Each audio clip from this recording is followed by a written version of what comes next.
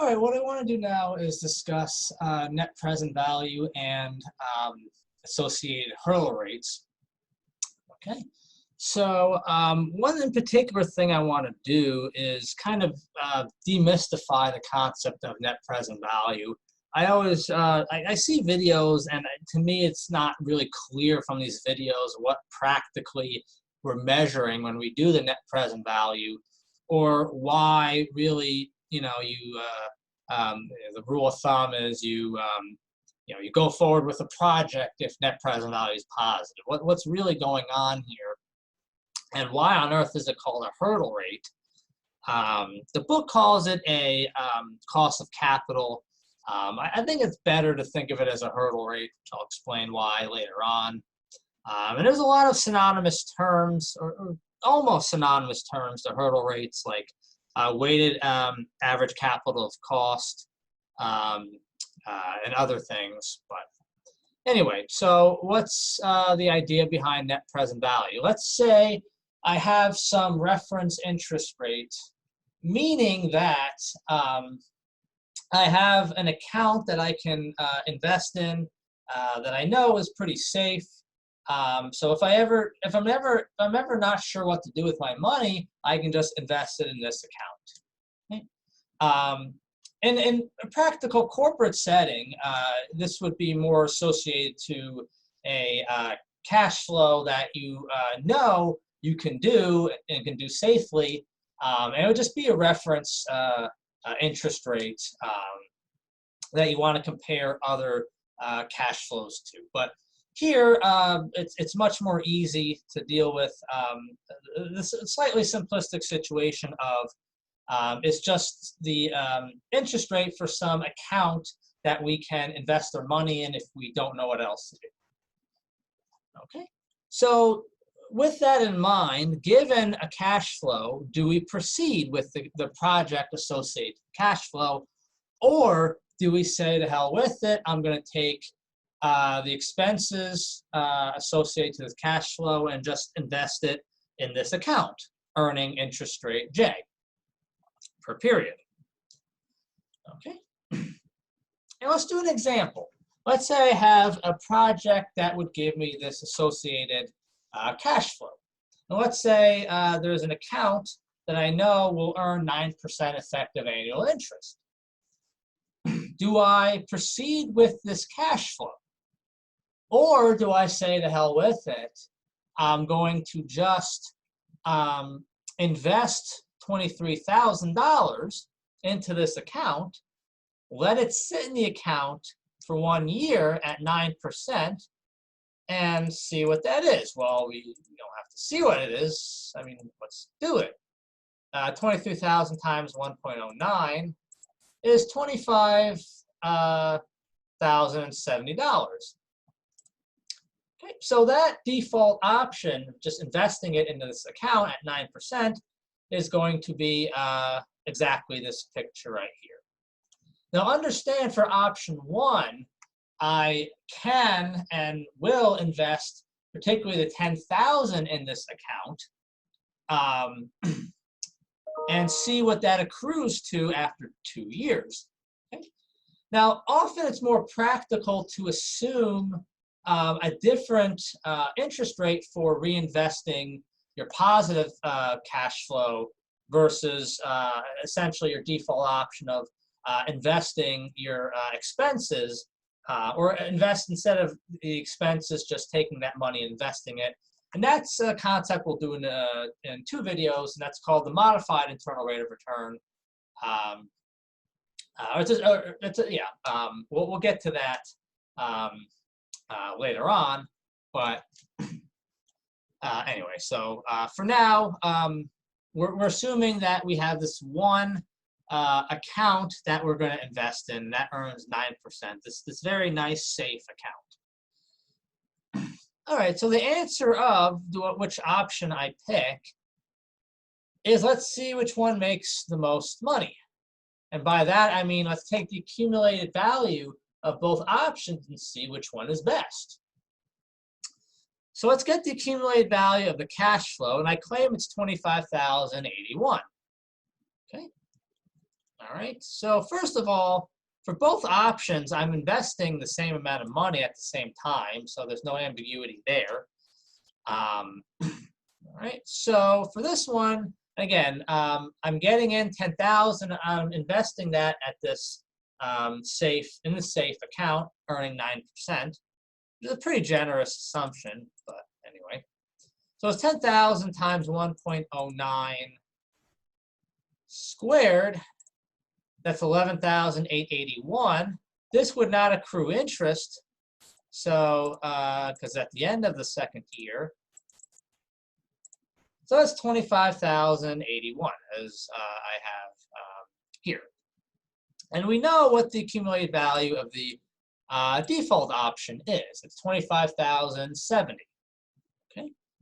So the accumulated value of this cash flow gives us a net profit, a net future profit of $11 relative to the default option of, again, just saying, the hell with it. I don't want to waste time with this project. Let's just take the 23,000 and invest it in this account to give me 25,070. Okay. And of course, I should mention, obviously, it makes sense if your company makes this 10,000 at the beginning.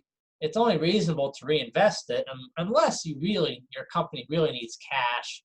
We're going to assume that it doesn't, so you're going to reinvest it. And again, for simplicity, we reinvested in this this default account, earning 9%. All right. So what most people look at is not this net future value, but the net present value, which is the exact same thing, just looking at this $11 today when we're deciding on the project. Okay. So how do we get $9 and roughly 26 cents? I'm going to do calculations to get this using a formula and the calculator, so that's why I have all these decimals. Well, all I do is I take $11 and discount it by 2 years relative to this investment interest rate of 9%. And we get exactly $9.258. 48. All right, so if you understand this, then that's all there is essentially to net present value. All right. So from this perspective, it's the net profit or net loss of a cash flow that a cash flow rather provides when we're dating this today. We're not taking the accumulated value, we're discounting that to look at the values today. Okay. And again, this is relative to this default option of just not doing the project and taking that money and just investing it in this account. Okay. And again, it might be more realistic to invest this 10,000 into a different fund, but for simplicity, most people assume that we're investing it in the same fund that we would invest the default option in. All right. So there's a very, very simple formula for net present value, and that is the present value of the cash flow. It's that simple. All right. And if I were you, I would actually think about that and try to convince yourself that this is a correct formula. We're running out of time, so I'm not going to go over why this is true, but abstractly, I would check, if I were you, that this is true. Let's at least verify this in the example here. Okay? Particularly, let's take the present value of this cash flow and check that we get the, what was it, $9.258.48. Okay, so let's do that. Put that up for the hell of it. Oops, sorry about that. Okay, so we have 10,000. So minus 23,000, discount it by 1 year, so 1.09 to the 1 negative, plus 13,200. Discount that by 2 years, 1.09, 2 negative, and voila, we get the correct answer. So it turns out to be correct. Okay. Okay, so right, and I'll explain what the term hurdle rate means, why we call it rather a hurdle rate in a second. Okay, so there's kind of a rule of thumb, and that is net present value means cash flow will make a profit, again, relative to the default option. And in practical, I think I mentioned if I didn't, in real life corporate applications, it's often not necessarily an interest rate associated to an account that you invest in, but it's like an internal rate of return associated to a default cash flow that you can always fall back on. Okay, and you're kind of taking net present value to see that if you're going to be able to make money relative to this default project. So often you'll see in financial textbooks and accounting courses and videos, net present value positive means go with the project. All right. Net present value negative means cash flow will lose money relative to the default option of just investing your money. It's still the project could still make a profit, and it's still this project could very well be easier than this investment, but at least relative to this investment option that we went over, you're going to lose money. And net present value is 0 means the cash flow is going to exactly make the same amount of money that the default investment option will. Right? And again, it's relative to the default option, as I just said. All right, so let's just do a very easy example of a negative net present value, and I'll do this on a calculator using the net present value button in a moment. All right, so let's just take the present value here.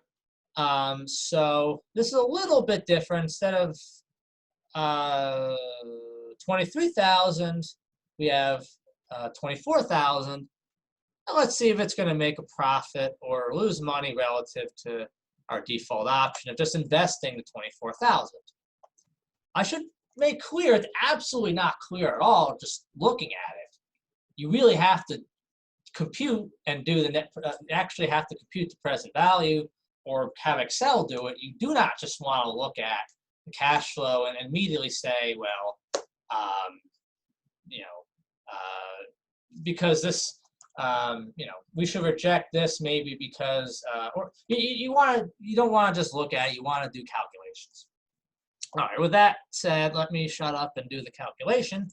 So 10,000 minus 24,000 times 1.091 negative. Okay, and you should make sure that you get reasonable answers. Definitely this is reasonable that you get 12,000 from this. Plus 13,200 times 1.09 to minus, and we get a net present value of minus 908.17. So this is losing money relative to the default option. So maybe just investing 24,000 at 9% for a year is a better option. And you're going to lose $908 today relative to today's date by going with this project, this cash flow here. All right. Okay, so how do you do cash flows? And let's check we get minus 908.17 using the BA2+. Well, okay, so you just input your cash flow. All you do then is hit NPV, enter your hurdle rate, hit enter, go down, hit compute. All right, so it's very, very simple. Okay, so here let's illustrate that. And again, instructions are up for your the classes convenience. It's on the PowerPoint. Okay, so I should say implicit in these instructions is please, for the love of God, clear your work before you do anything. I don't want to get emails. Professor, I did exactly as you said, but I get a way different answer. And that's because, well, you know, you have all this crap in here from previous problems that's screwing you up. So let's clear work, and thankfully it brings you back to you know, the initial input for your cash flow. It's very nice like that. Okay, so 10,000, enter, just like before. Sorry about the initial. Sorry, the t equals 1, 24,000 negative, enter. And next, we're going to go down twice. Everything is repeated, or there's no repeats for anything, so frequency is 1. I don't know if I mentioned, if there's no repeats for anything, you just keep the frequency to be 1. That's the default setting. So enter. Now we go to net present value. We enter our hurdle rate of 9%. Enter. Down, compute. And we get exactly the formula we had. Net present value is minus 908.17. Right? Okay. So what's the relationship to internal rate of returns? Well, this is not a mathematical statement. This is a practical statement. I'm kind of curious myself. I'm guessing that you can come up with a really ass-backwards cash flow that doesn't really bear resemblance to reality, but where this is false. But as a matter of practicality, net present value positive means the internal rate of return of your cash flow that we're taking a net present value of is going to be larger than the hurdle rate. So what does this mean?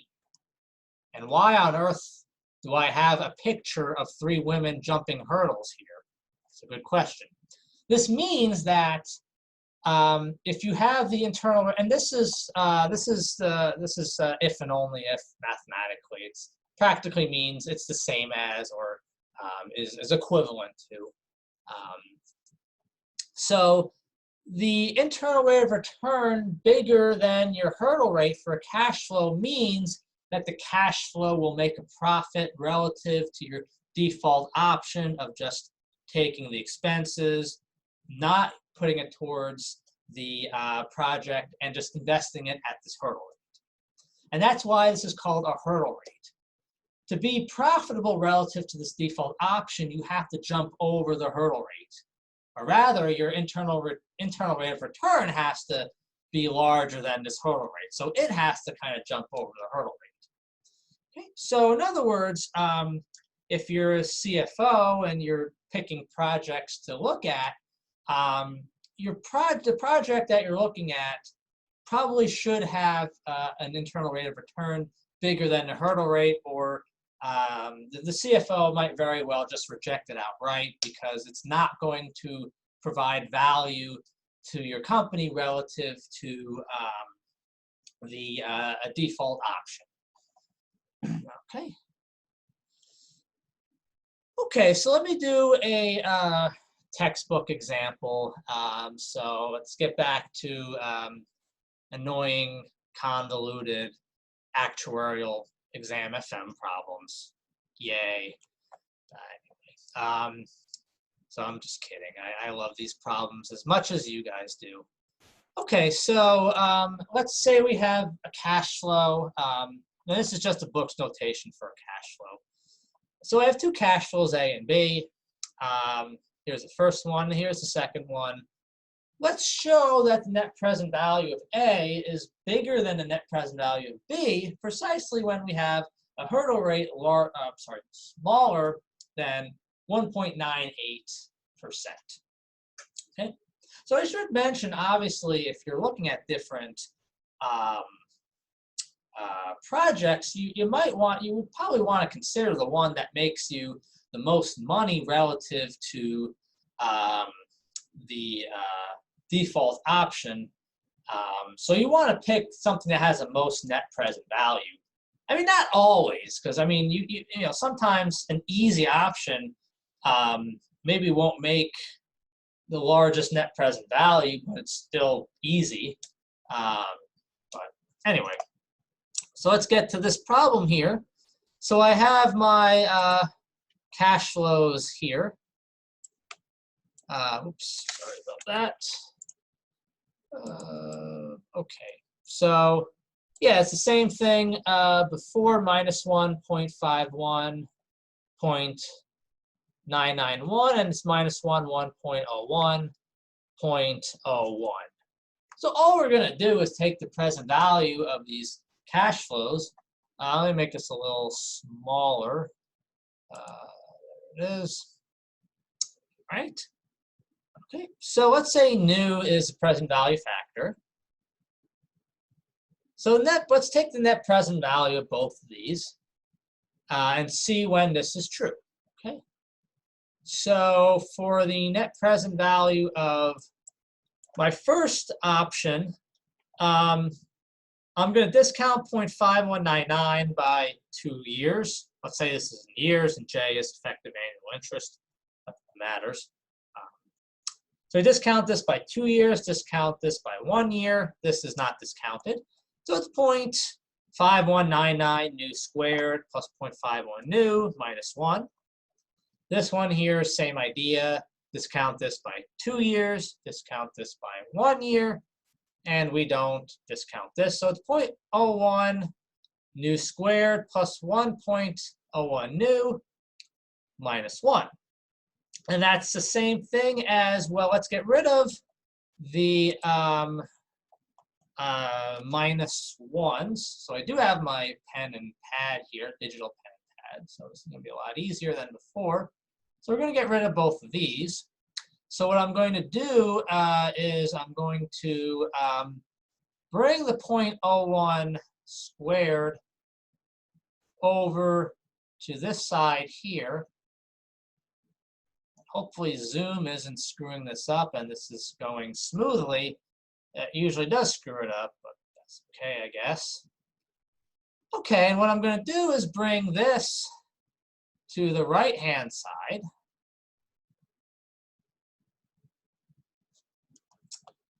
Okay, so that gives me, well, subtract 0.01, I get 0.5099 new squared. And 1.01 minus 0.51 is 0.5 new. All right, so now I just divide by new. I'm assuming J is not going to be minus 1. So, yeah, so hopefully I mean, theoretically I should say that. Theoretically the book should say it, but so mathematically I don't like it, but I mean, hopefully I don't offend anybody by dividing by new. So yeah, we just divide by new, and now this is very easy. Because let's just divide both sides.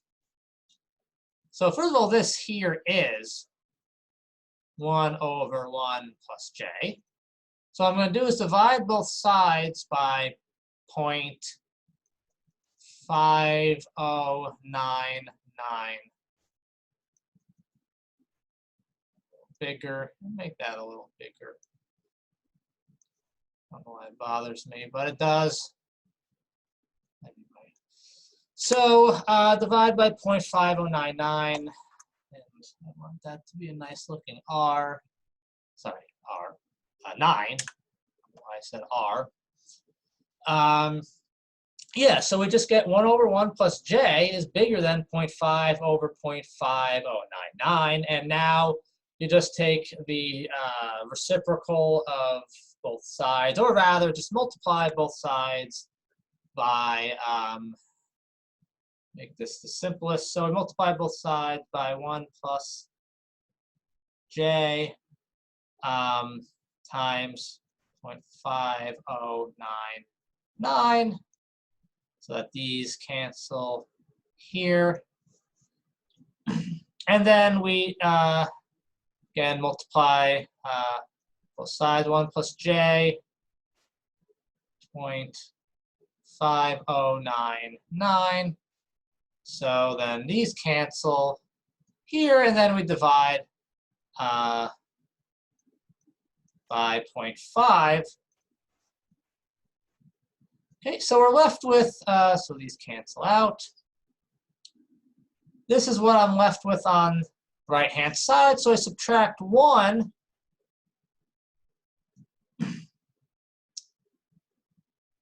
And then I get that, and so, sorry, this looks like a minus, but this is an equal sign. Actually threw me off too. So just everything I did here would give me 0.5099 minus 1 when I solve for j. I get 0.5099 over 0.5. I have to subtract 1. And that's going to equal, you can just check fairly effortlessly, 0.5099. Get out of this. Over 0.5 is,